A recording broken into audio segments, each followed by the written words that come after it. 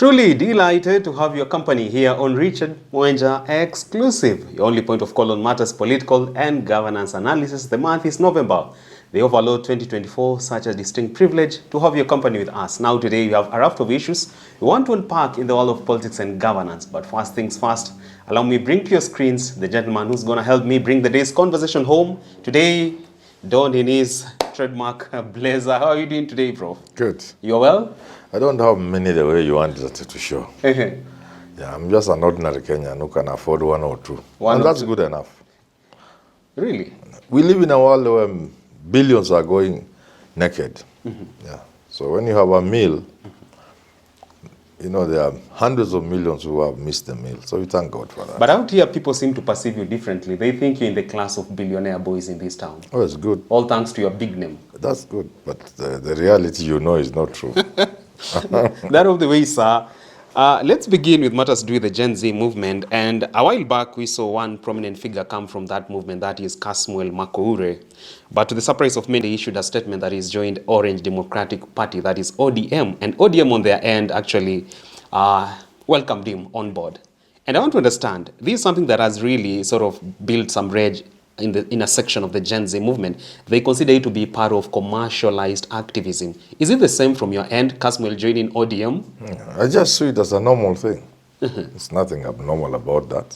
But at the start of the Gen Z movement, he was part of the group that believed in being under a partyless, leaderless movement that is also tribeless. Why this shifting in goalposts, now joining a party? No, what do you call him? Kasmuel is not the revolution is not him.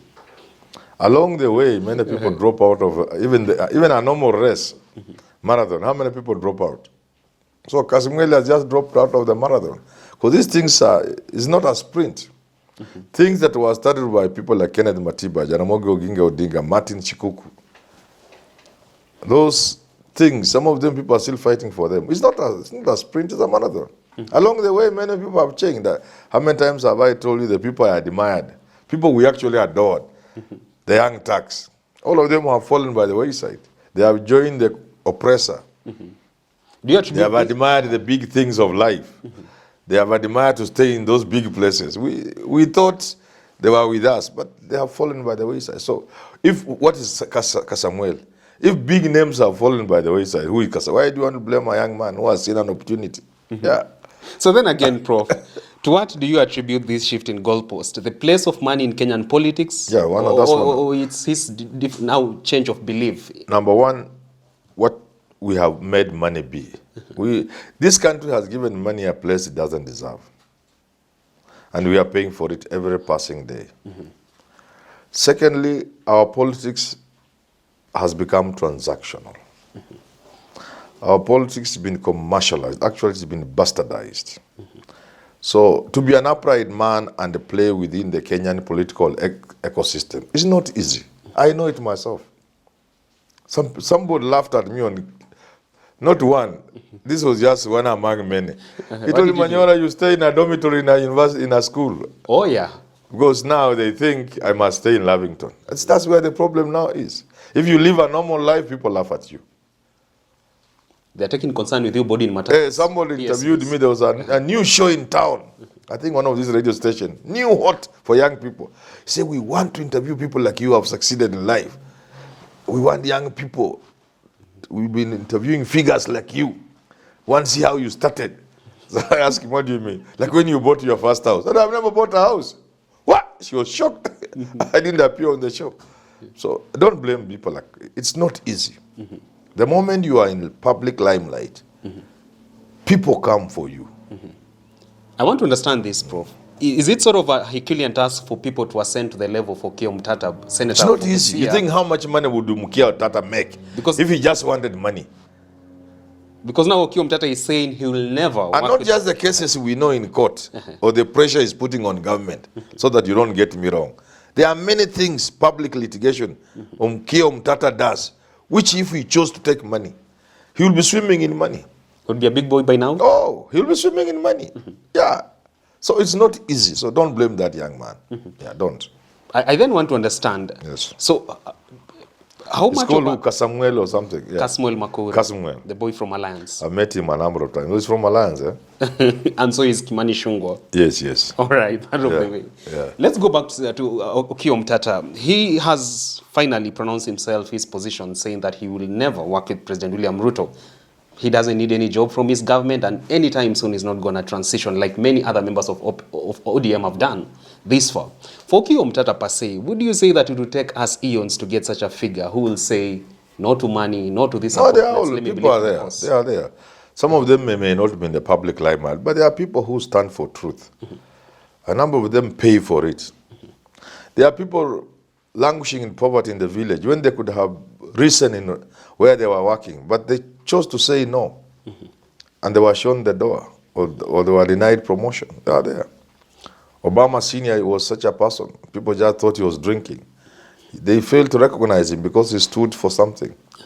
Then, so there are people, they are there. Omtatah may not be alone, but they are not many. Others, many of them are not in the limelight. Many of those few, not that there are many of the few who are upright men and women. They are not. It's not easy in a country like this to remain upright. It's not easy. It is not. I know it myself. Because Kenyans cannot support you in a genuine manner. I do the Lord's work, letting me talk about myself, which is not good to do so, but I can talk about myself. In other societies, I'll just live here and I find somebody has come with a car. I'm here, Manyora, you are working for this country. Take these keys. But here, people, unless they are conned, you must con them. They can't give you, they can't support you. So if you are in a space, and that space occasions you an opportunity to join the other side or to make some little money for it, people just do it. So I know it. Thank you for bringing that up. And now let me talk about Morara Kebaso, also another political activist. Yes. At the onset of his activism, there was nothing to do with the call for support and call for action that comes with demand for handouts from his supporters, or at least some sort of financial help. Yes. But along the way, we've seen him now going big on asking for help. Don't you think that's cheapening the revolution, this struggle that he once believed in? I don't think so. If he's genuine, as you move on, the demands become more and more. People don't even know producing these programs here. I even go into my meager salary to put here. That's why we ask people, come and advertise with us. Sure. Since you can't give us free money because this is Kenya. You can only give money to con men. You can't support us that. Support us by partnering. If you know somebody who can advertise on this channel. Absolutely. Because we have millions of viewers every month. True. We give you value for money. So, because what Morara Kebaso is assuming he's genuine, I don't know how genuine he is. It requires support. You can't do it without money. If running this channel requires money, we can't make from AdSense and those other things. We need to go to our pockets. How many times have you sometimes walked to this place to do a show? Let's not go there. Countless times. So, if Morara Kebaso is asking for support, on the face of it, there's no problem. Because these things are expensive. They are not easy. Even just traveling alone. Morara Kebaso wants to go to Nyeri. To audit a project. Yes. You think you just walk to Nyeri? Those cameras you are using, the people shooting them, you need to take them to Nyeri. You need to, along the way, buy a few bananas to eat and take a cup of black tea like me. It costs money. Those cameras are not free. Our cameras here, when they age, what do? Sometimes we run around in circles like chicken trying to figure out how we can replace a camera of the camera. So it's not easy. Even us, we should be going to people for, but you see, I know, I'm a different person. Yeah. You can't get to that level. No. Not I can't get. I just know it is necessary. Very well. Yeah. It makes sense. We can see how much we are struggling here. Sure. We would do better. We would do shows in Kisumu. We would go and meet people and have live engagement with people in Mombasa. If it was possible, if we had a van, if we had a van here with the proper equipment, Sure. we could even do some live shows. Mobile studio. Yeah. So, but we are not doing it because we don't have the money. And we have a problem reaching out to Kenyans for that kind of support. But so if Morara can reach out to them, I can't blame him. You can't blame. And Samuel, if he sees an opportunity, he has profiled himself, he has had a national name, if he wants to use it to enter active politics, again, you can't blame. You can go through ODM and become an MP. The question on And as an MP, you can serve this country in a way you can even say, oh, the guy was right. So let's not overly blame him. But that points to what a revolution is. If anybody thinks it is easy, they are just dreaming. Revolutions are difficult. Changing society costs a lot. It requires for sacrifices. People die in the process. Like Malcolm X said, there ain't no revolution without bloodshed. Blood has to be shed. It does not mean the really human blood. True. Yeah? You can sweat blood the way Jesus did. Okay? Those who believe. You see what I'm saying? Sure. It's not easy to struggle for change. Even when we were in schools, when we were eating, the githeri was half water with stones, with weevils. Kikuyus were calling them bishor, something like I've forgotten. Swimming, and a bean or two swimming on the water. We would go, people would agitate, there would be a strike or a walkout. There was a style, we used to leave school around 4 in the morning. Principal akija kuna mtu. Tumepanga na mabuses. Kila mtu ameenda kwao. Go slow. But there will be casualties. That's why you as truly is where he is now. Instead of where he could be, perhaps, where he deserves. Because of expulsion, suspension. Yeah, those kinds of, we went through them. We are bearing scars, but people don't know. When my book comes out, we are bearing scars. A revolution causes injuries. You see people who are nowhere near you in terms of intellectual ability in school. You see them occupying big offices. They even, when they meet you, they know they are not your match. But you've been derailed along the line, along the way. Now people see you hapo katikati, wanafikiri that's where you belong. So revolution, that people die. People lose properties. So a revolution or struggle for change comes with a lot of casualties, a lot of sacrifices. Yeah. Prof, this far you've been the biggest supporter of the Gen Z movement. Yes. But now looking at the dynamics of today, look at Kasmuel Makoure joining ODM, the accusations of other activists within the Gen Z movement having been commercialized. Do you cry for this movement, which you had seen that it will now bring the wave of change in 2027? If things go as they are today, do you see it being a null and void movement? You see, the Gen Z revolution is not Kasmuel, and Kasmuel is not the king. Gen Z, the revolution is about a big idea. Revolution succeed because there's an idea driving it, not human beings. Human beings fall by the wayside. You just need to do a little reading wherever there are successful revolutions. You see how many people betrayed. Don't even go far. Dedan Kimathi was not caught by the colonial police. He was set up by an African. Betrayed, arrested, jailed, and killed. The enemy within? When Kenyatta was in Kapenguria, I hear somebody wanted to kill them. The Kapenguria 6. One of them was supposed to, there was one there set out to poison them. Traitors in the temple. So revolutions bring all sorts of people. And I'm not saying Kasamuel is one of those people. Kasamuel could just be strategic. It could just be strategic. You get it? But I would not be surprised if any of the leaders of Gen Z are a bot. Even of them betrayed the cause. Even some of them had been planted. All these things within a revolution are possible. People who betray, it has cowards, people who chicken out. Yeah? Amna mnagani? Sure. People who spy, people who have been planted there. All these things are possible within a struggle. Double agents in the movement. Yes, they are. So if you get surprised that, we thought this guy was with us. No, then you are a fool. Then you don't know what a struggle is. A struggle has that mix. Genuine people who will go to the end. Genuine people who can't withstand the heat. They are genuine.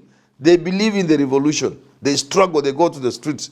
But when the heat is applied, they melt. But they are genuine. Just that they don't have what it takes. I've been through these things, and I know. You get to a point you find you are alone. Everybody else has chicken. You see, in college you plan things. Others go home, their parents warn them. You come back, you find you are 2 and you are 20. 10%. So there are those who from the word go, they are going there for excitement. They think it's picnic. Tear gas ikirusha na live bullet, he will never appear there again. There are those who will go for that thing because they think it could be an opportunity to make money. And when the money comes, they take. There are those who are genuine. They are tough, but they can't resist the temptations of the good things thrown their way.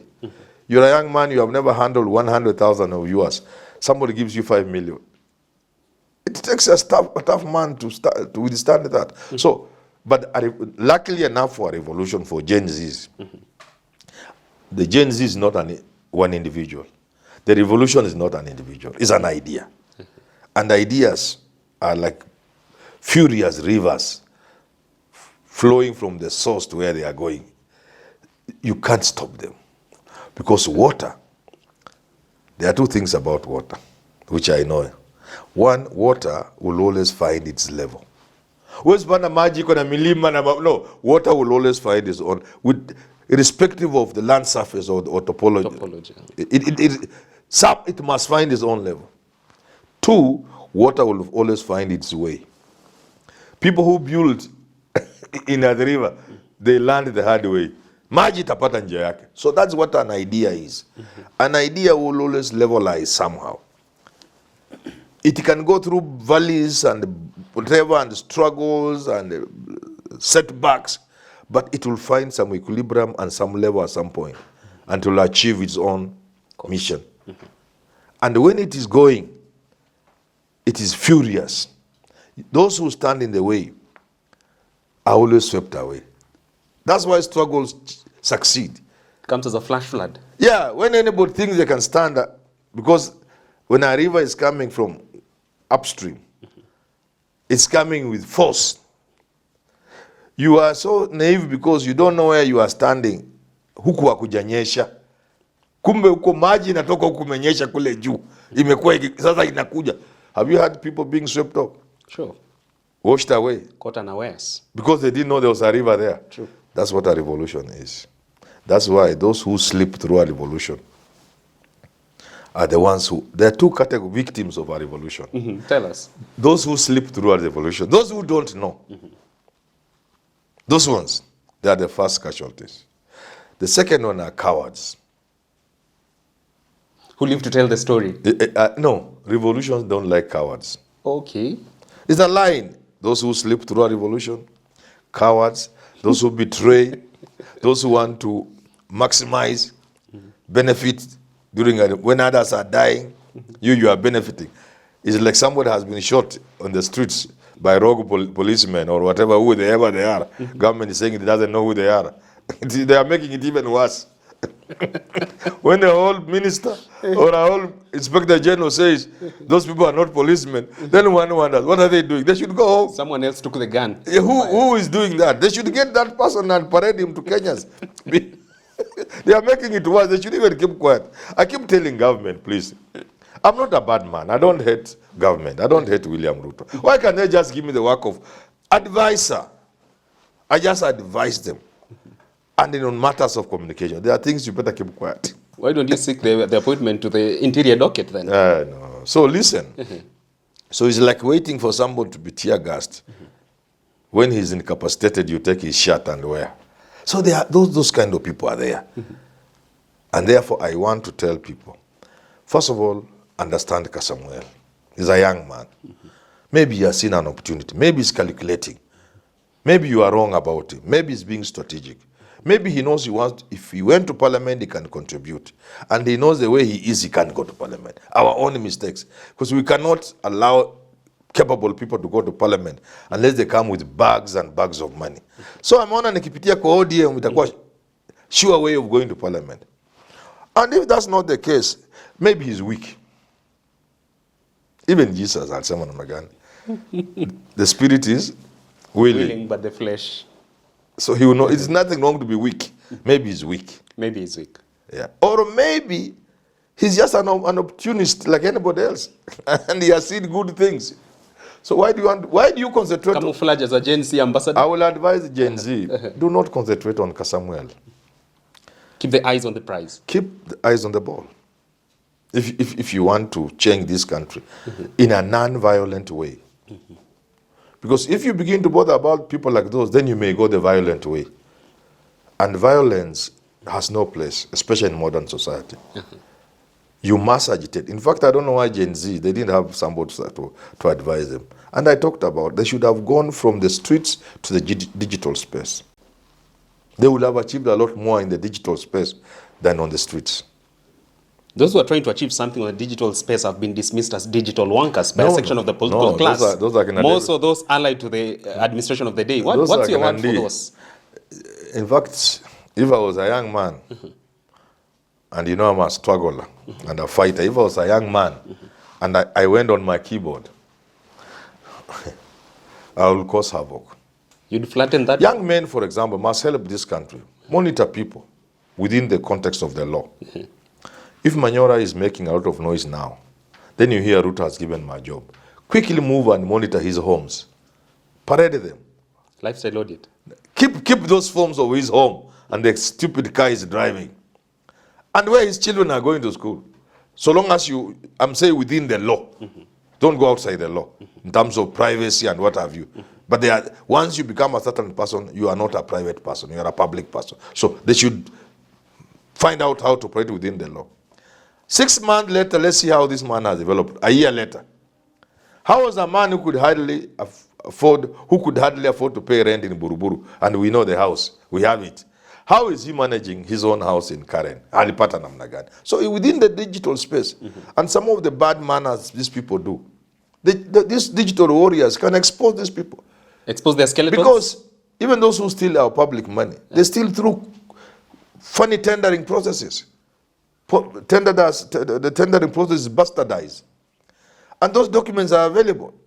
Because there are young people who are doing those things, small people, accounts clerk. Let's expose those things. Throw them in the air. Scare them. They will stop doing some of those things. Expose their skeletons. So, digital warfare to me is much more powerful than going to the streets with all the dangers about going to the streets.